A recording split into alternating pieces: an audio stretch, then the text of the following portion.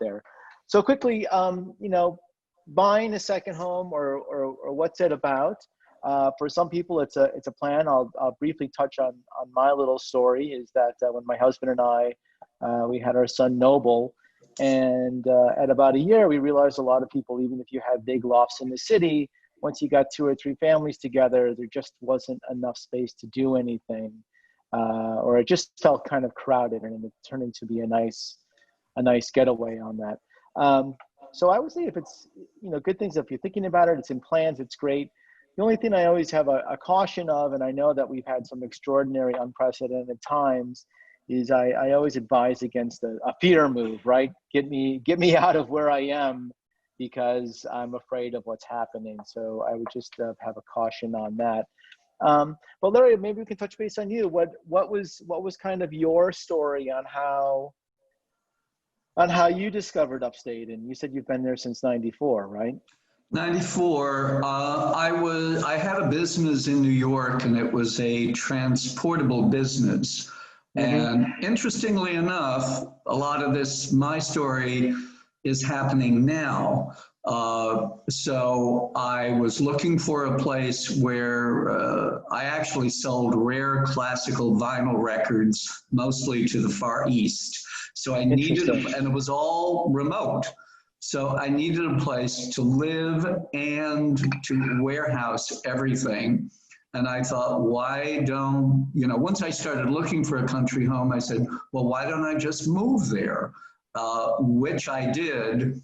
And it's interesting now because a lot of the migration up here really has to do with people figuring out that they don't need to go to an office any longer.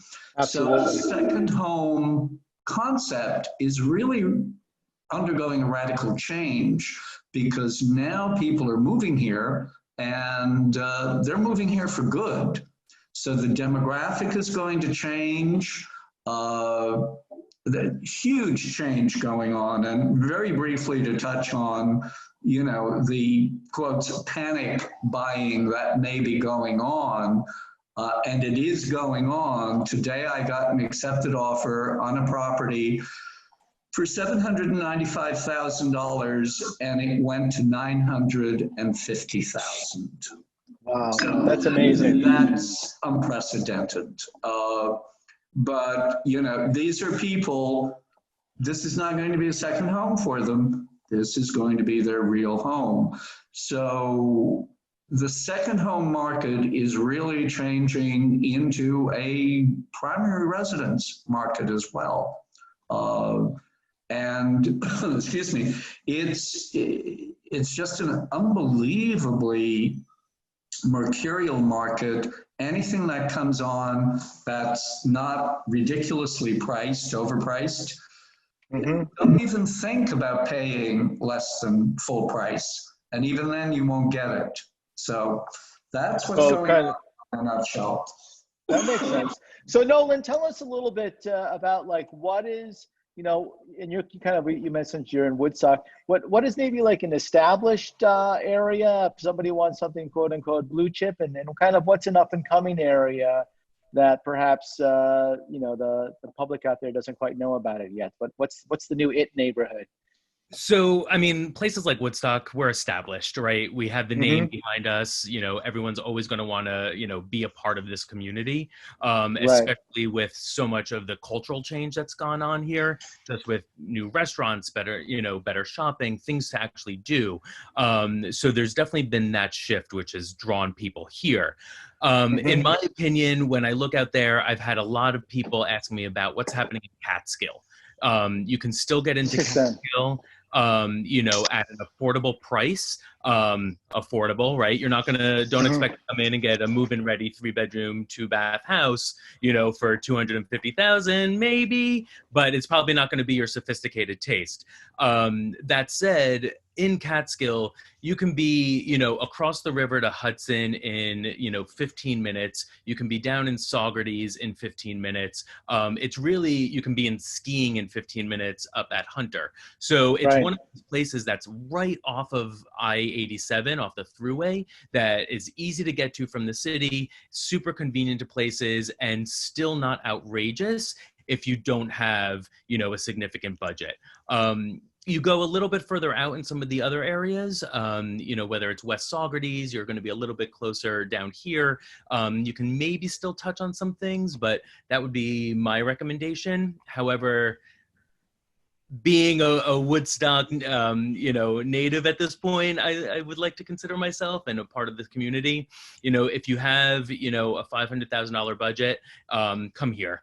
You know, by all means, it's going to give you everything that you want, and you're still 15 to Saugerties, 15 to Kingston, 20 minutes to Phoenicia. You're really still very central. It is very central. Jonathan, what is your take? Do you have anything to add about other established towns or other up-and-coming areas? Yeah, absolutely. I mean, I think, you know, you're always trying to find the balance of distance versus price. And just as Owen was indicating, if you go a little bit further out, there's still areas that have really substantial value. Right? I would tend to track a little bit further south of interesting. 209.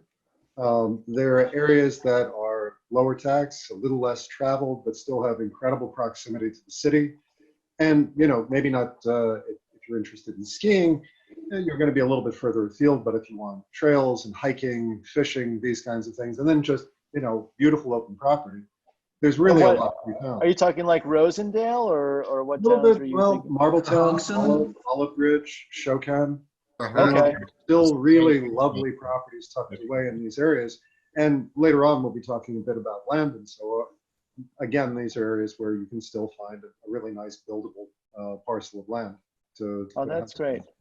And Robert, do you have anything to add to what these gentlemen have said? No, I think I think they haven't talked much about Dutchess and Columbia County, which also have opportunities there. The closer you get to the city, the more closer you get to Westchester, the prices change, but there are still open space. There is land available. There are opportunities there for housing in pretty nice areas that are reasonably priced. So, and some people don't want to drive more than an hour and a half from the city still, if they're not going to be locating there. If they're not going to be living there permanently. So, right. One interesting change since I've been up here, Dutchess County used to be more expensive. It's not anymore. The prices are really comparable across the board. So a lot of people who come to Dutchess end up over in Ulster and vice versa. Interesting. So it's very fluid now. I mean, I showed a house in Copake Falls, which is actually Columbia, today, and you know, they put an offer in on it right away, full price, no ask, but they got a very nice house, and they would have gotten the same house over in Ulster for the same money. And it used to be that you couldn't do that. So it's all kind of spread out like pizza dough.